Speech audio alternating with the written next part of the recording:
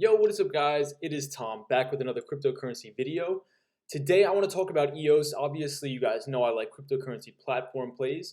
I do think EOS will be a good long-term investment. Obviously this isn't financial advice. I just want to share with you guys some of my thoughts on the project and if I think it's going to be worth investing for the long term. Obviously risk management is very important to me, so never invest more than you are willing to lose. And thank you guys for subscribing to the channel because I think we're at 1,100 subs. So that is awesome. So I appreciate that. So I'm going to minimize my face here. Let's get into this. Obviously, EOS was on a crazy run up. I think we maxed out at about $17, I think, or about 18, something around there. I will say that EOS is a very controversial project. Obviously, it's an ERC20 token, even though they're a competitor of Ethereum. But I think they're just doing that to do their crowd sale or fund the project, and then they're going to move off to their own sort of blockchain. So let's get into this review, guys. I really want to stress the fact that the reason why I like EOS is because of a guy named Dan Larimer. So here's the EOS review and my thoughts. The CTO, or the Chief Technology Officer, is Dan Larimer. And Dan Larimer is a software programmer best known for building BitShares, in addition to being the co-founder of the blockchain social platform Steemit. And shameless plug, guys, I will be on Steemit writing some articles, posting some videos, and doing all that good stuff. I also have some news that I will be writing for Seeking Alpha, which is going to be exciting. So if you guys want to check me out on there, a lot of stuff coming soon. So Dan is also the inventor of Delegated Proof of Stake. Dan wanted low latency and high throughput, therefore he invented Delegated Proof of Stake. If you guys don't know what that is, I'll get into that a little bit later on in the video, and you can do your own research as such. So Steem and BitShares are the most used blockchains in terms of transactions generated by actual users. I thought this was important to include in the EOS review / my overtake on the project because Dan Larimer has a proven track record of building applications for the cryptocurrency nation that are actually, have good use cases and are actually being used. So BitShares, for those of you guys who don't know, it's a decentralized exchange. Obviously, Poloniex, Bittrex, and all the others are centralized exchanges, meaning that everything happens on the exchange and it's kind of in control. So an example I like to say is back in the day, Bittrex, Poloniex, sometimes they would lock your accounts and things like that. And that would create sort of like this centralized feel. I mean, obviously, if something has the power to lock you out of your own account, that's, there's some sort of centralized entity going on over there. With BitShares, it's more distributed throughout the network, and decentralized exchanges, you won't have the problem, a lot of the problems that we see now in terms of like regulations and things. Obviously, I am a big bull on decentralized exchanges, but it has to be the right decentralized exchanges, okay? So EOS believes that the future of everything is going to be on the blockchain. This in turn will require an entire new scale of performance.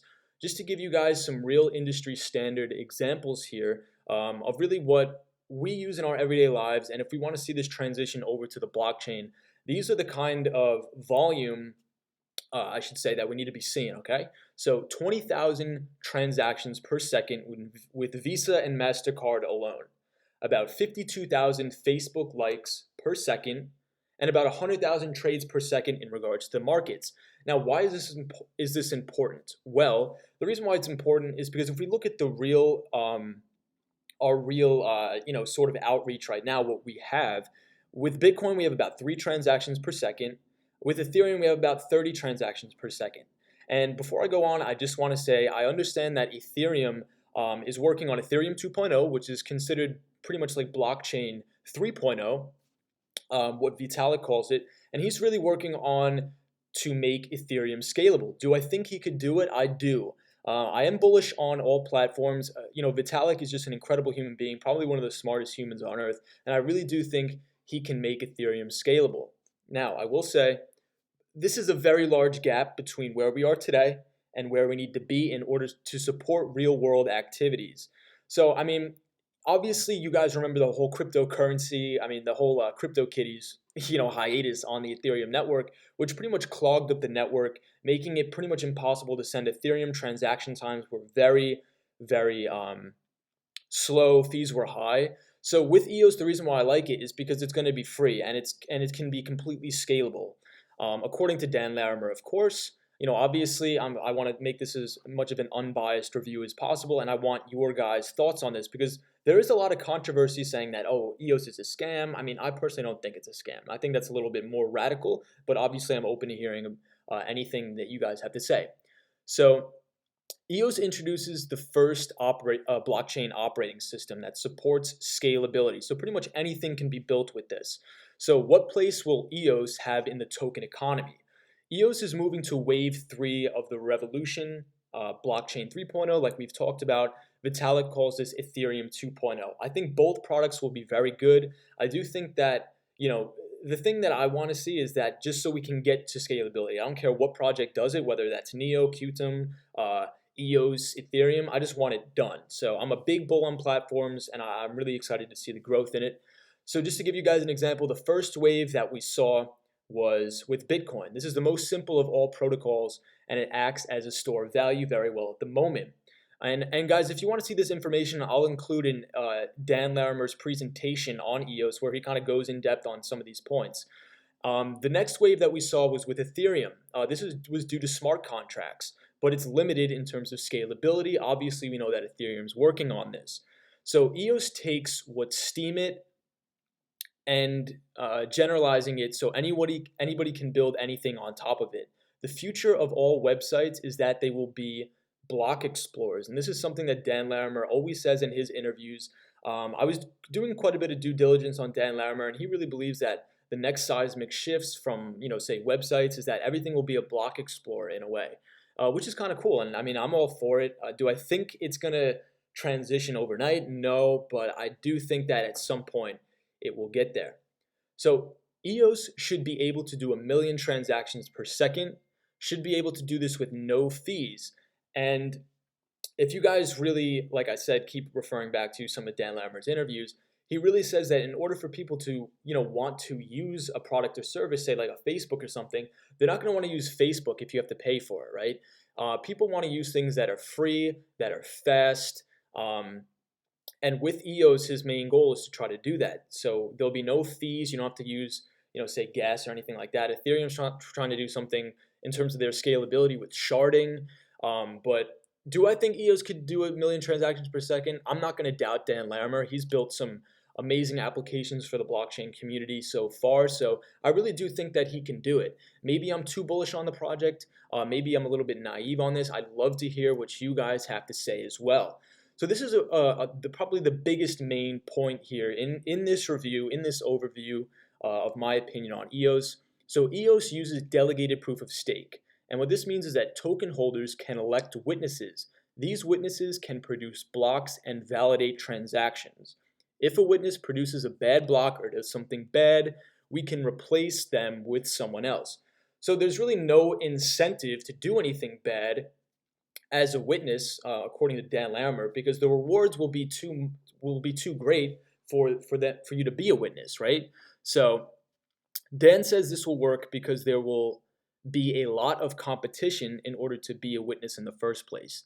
Many people will want to be a witness, so there will be no incentive to behave badly or poorly.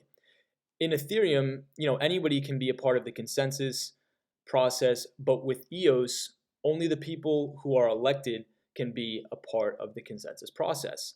Delegated proof of stake is used in Steemit and BitShares, so this isn't really a new concept. I do like delegated proof of stake a little bit better.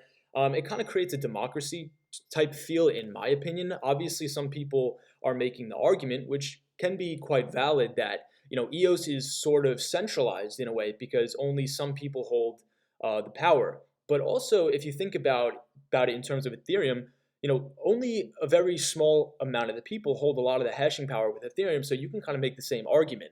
I'd love to know what you guys have to say. Obviously, I'm no guru or genius on these things. I just created this YouTube channel to kind of bounce ideas off each other and get a good conversation going about cryptocurrency. So this brings up the argument that Ethereum is more decentralized than EOS, and that EOS is actually centralized, like we've just talked about. So obviously, guys, a lot of innovation coming out with EOS. I truly believe this will be a next level blockchain because I really want to see a platform where multiple things can be built on it, where it's free. I don't have to pay to use it. And I really do agree with the consensus that Dan Larimer and his team comes upon, that I think in the future, everything, instead of being a website, will be sort of block explorers, and we'll be able to build applications on them in a decentralized manner. Um, so that's really my take on EOS, guys. I'd love to know what you guys think. In my opinion, in terms of price predictions, I really don't like giving price predictions. But I will say that I do think that market cap will grow. However, I will say that, as with Cardano and as with EOS, not many things are being done with it right now in terms of use cases, but I do think a ton more stuff will be built with EOS in the future. Obviously, the main reason why I'm bullish on EOS is because I'm a main believer in Dan Larimer. You guys may disagree with me on that, but I really do believe in the project. I do believe in Dan Larimer, and I really am really interested in the technology about this. So guys, if you liked the video, please give it a thumbs up and subscribe to the channel, join the community. I will be posting some articles and stuff on Steemit. Also, I was in talks with Seeking Alpha. I'm going to be writing some articles for Seeking Alpha, so I'm very excited about that, guys. Going back to Miami, I actually have a job interview in Miami. I'm in New York now, so it's been crazy. I went on a run today. It was finally not snowing like a foot today. So, if you guys like the video, give it a thumbs up, subscribe to the channel, and of course, I will see you guys in the next video. And if you want to contact me, feel free to message me on Facebook.